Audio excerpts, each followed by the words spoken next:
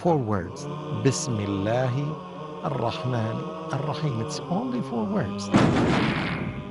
When you translate it into English, it's 11 words. In the name of Allah, the most merciful, the most compassionate. Allah subhanahu wa ta'ala said, very few people among my slaves and servants are the ones who are really grateful to me. And there are 5 pillars for gratitude. Submission to Almighty Allah, loving Allah subhanahu wa ta'ala, praising Almighty Allah, by thanking Allah subhanahu wa ta'ala, by using these blessings in the way that pleases Almighty Allah. This religion can be divided into 2 main pillars. Shukr, which is thanks and gratitude to Almighty Allah, and patience. When the child is asked by one of his parents to do something, he should know, or she should know, that she is doing this to please Almighty Allah, because when you obey your parent, you know that you obey Almighty Allah. And all messengers invited people to one message only, just to worship Allah alone. If you are really still not submitting to Almighty Allah and not accepting that Allah is the one who gives the soul and who takes the soul back, if you are capable after we take the soul, can you bring it back? إياك نعبد وإياك نستعين. You alone we worship, and you alone we get support and help from.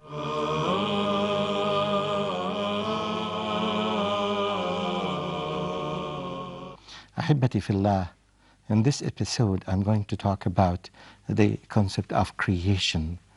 Allah subhanahu wa ta'ala, in many verses in the Quran, in many ayat, Allah talks about the creation and how He is khaliq, not only just creator. And creator, khallaq, that means He always creates.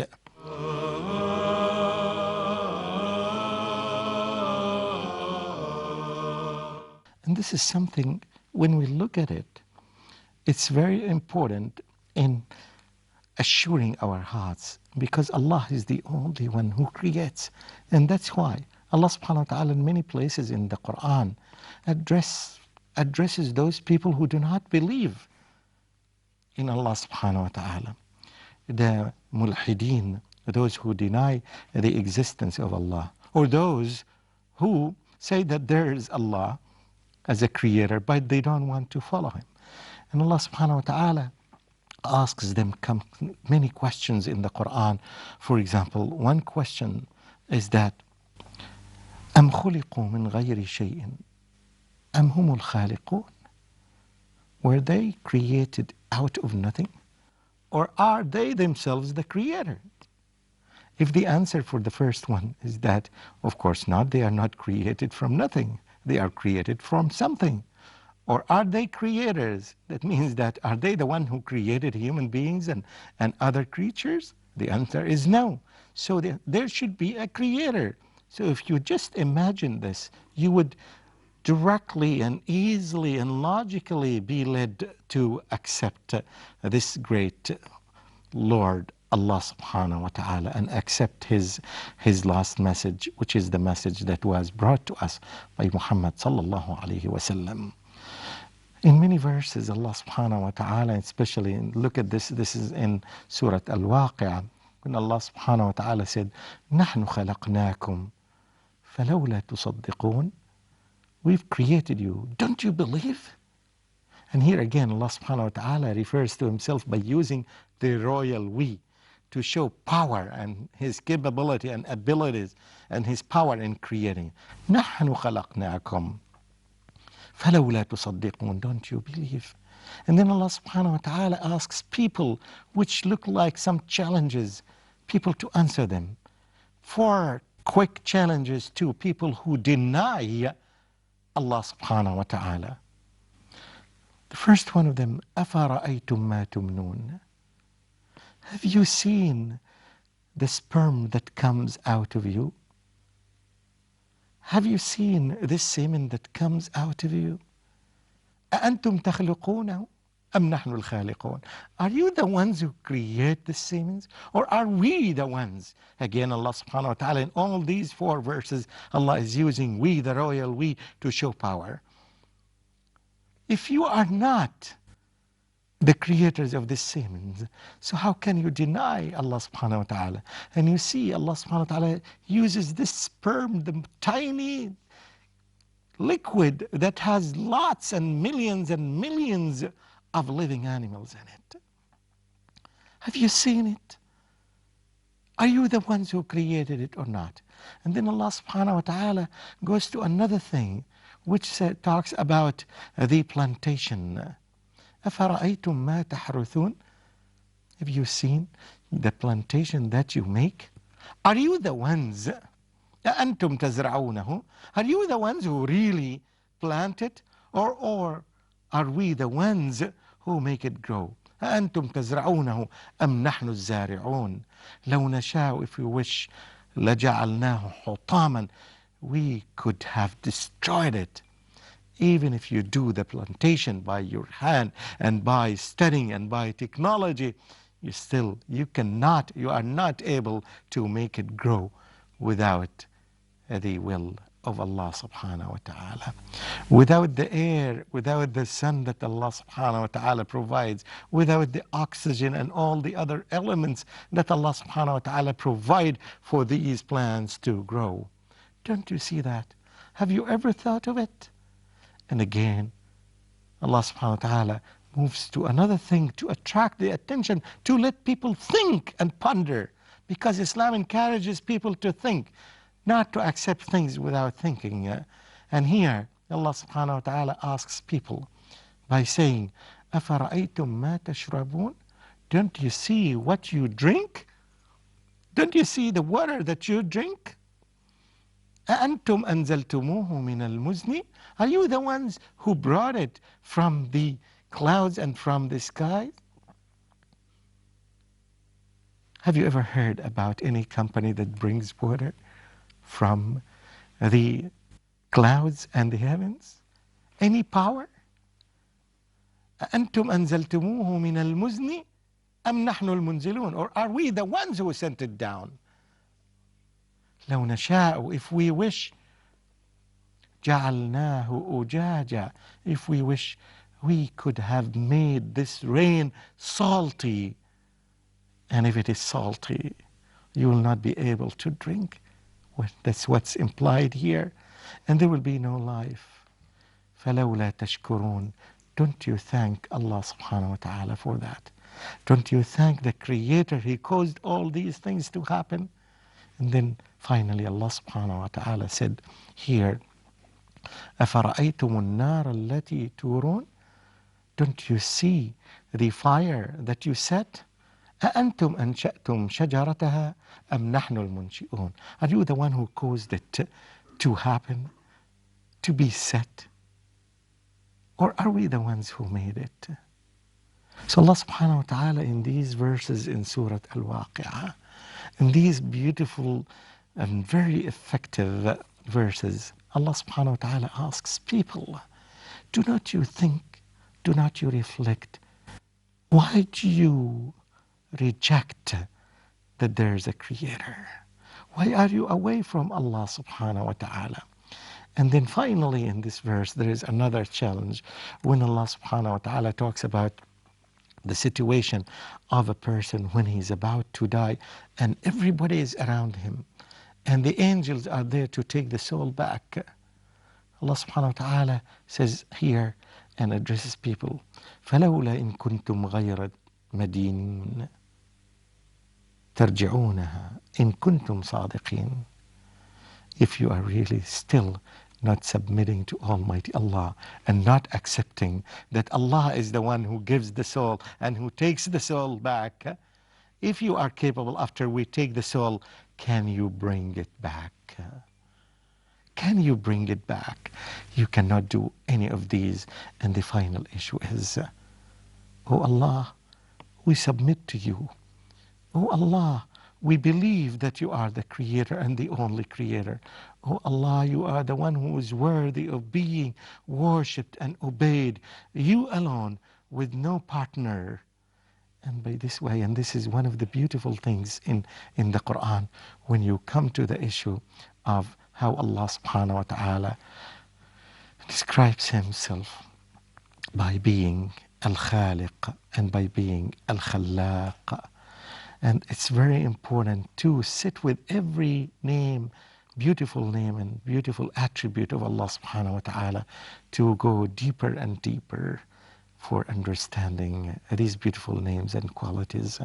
And this gives you more belief and more faith in Allah subhanahu wa ta'ala, and makes your iman flourish and nourish when you read the Quran continuously.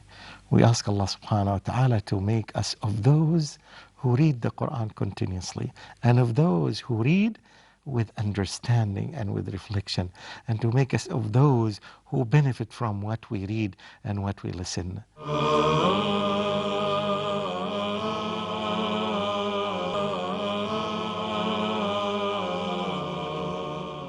Assalamu alaikum wa rahmatullahi wa barakatuhu.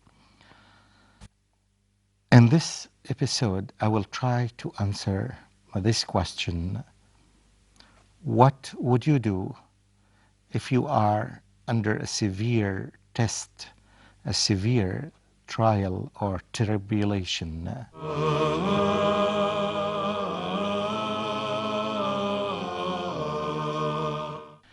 Today, I'm going to talk about a story. You can call it a temptation story or a seduction story, a story that had been mentioned in the Quran. And we know that the stories in the Quran are the most beautiful stories. As Allah subhanahu wa ta'ala said to Muhammad sallallahu alayhi wa sallam, نحن نقص عليك أحسن القصص بما أوحينا إليك هذا القرآن. We tell you the best stories of what we reveal to you in the Quran. And this was in the story of Surah Yusuf. In Yusuf, it talks about Yusuf alayhi salam, the young prophet of Allah subhanahu wa ta'ala. And he was in a situation, he lived in the house of the king of Egypt. And he was under the situation of very severe tribulation when he was tested by the wife of the king. She was chasing him day after day until she found an opportunity to capture him and to put him under this severe condition and tribulation. And scholars say Yusuf alayhi salam was subjected to lots of tests at the same time. Some of these tests are internal tests, and some of these are external tests. And here are some of these tests.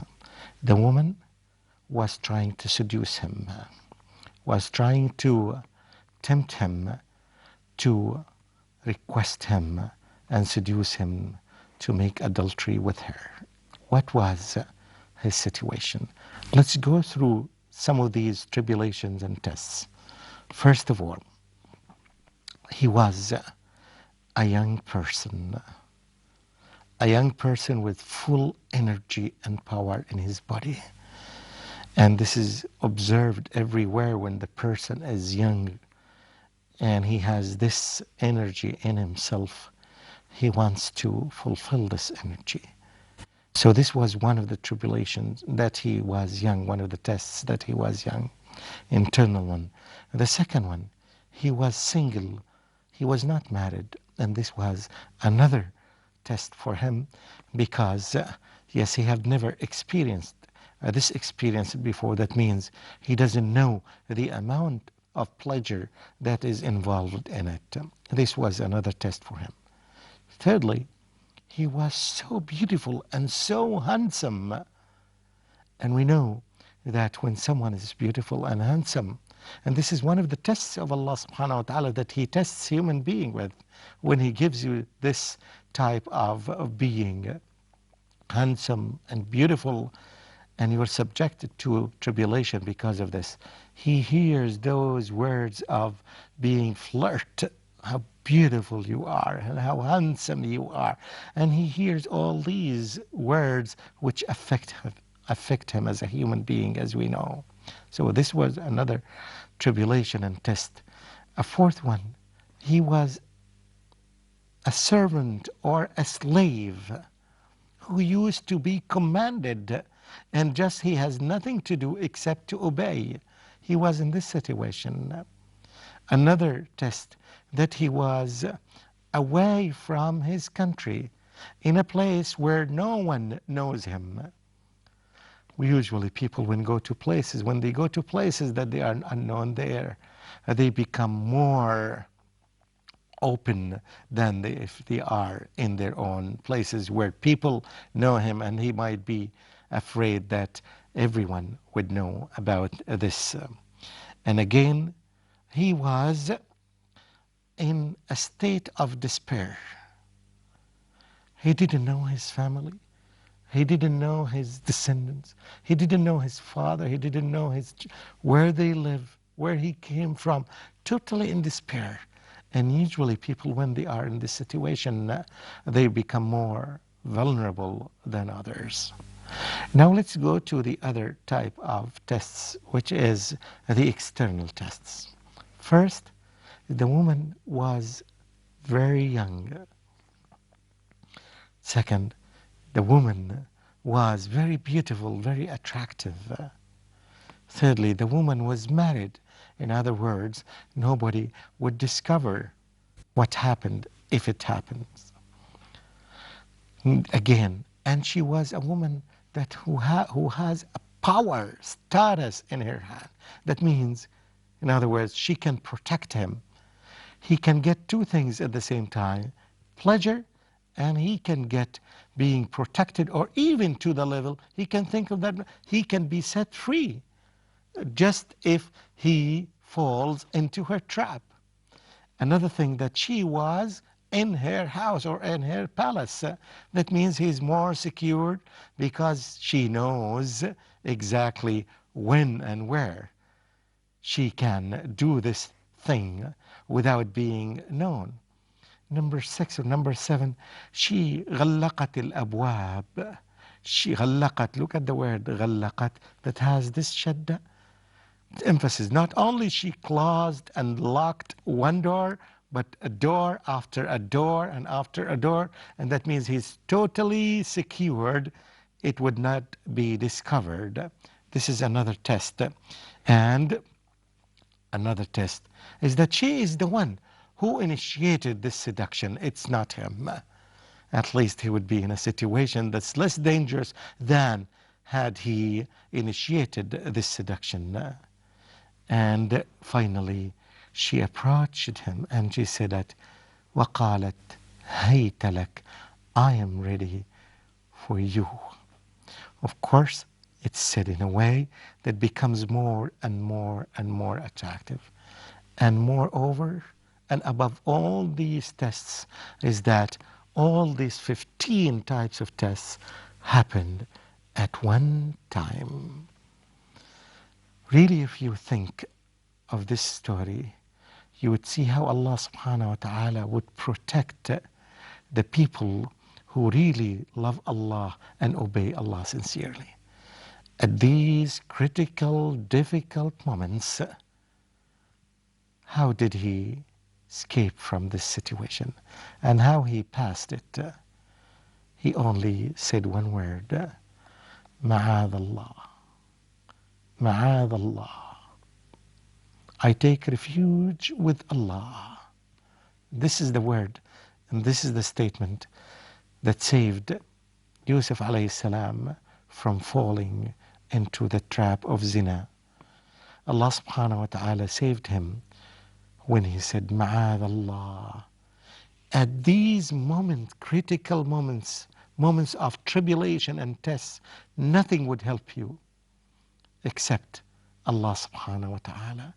Here, Allah subhanahu wa ta'ala supported him and saved him and helped him to say Ma'ad Allah. Now, let's think of Do you think, is it easy to get and to say Ma'adh Allah? No, it's not. It might be easy in regular and normal times, but it's not easy at these times. At times of tribulations, everything is changing. And you cannot control yourself unless you have already been trained hundreds and thousands of times to use Ma'adh Allah. If you train yourself to say, A'udhu Billahi, A'udhu Billahi, I take refuge with Allah, Ma'adh Allah, in many situations, in easy tests and in harder tests. So when you come really under these severe tribulations, you would be able, inshallah, God's willing, to say Ma'adh Allah. Brothers and sisters, it's a very important lesson for each one of us. When you are exposed to any test, especially these types of tests, remember Allah. Remember Allah. That's why it becomes easier for those who keep their tongues, for those who keep their minds and their hearts thinking of Allah subhanahu wa ta'ala. Only then it becomes easier for you to say Ma'adh Allah. We ask with our hearts and full trust in Allah subhanahu wa ta'ala that we seek, oh Allah, we seek refuge with you to protect us from doing sins. Wassalamu alaikum wa rahmatullahi wa barakatuhu.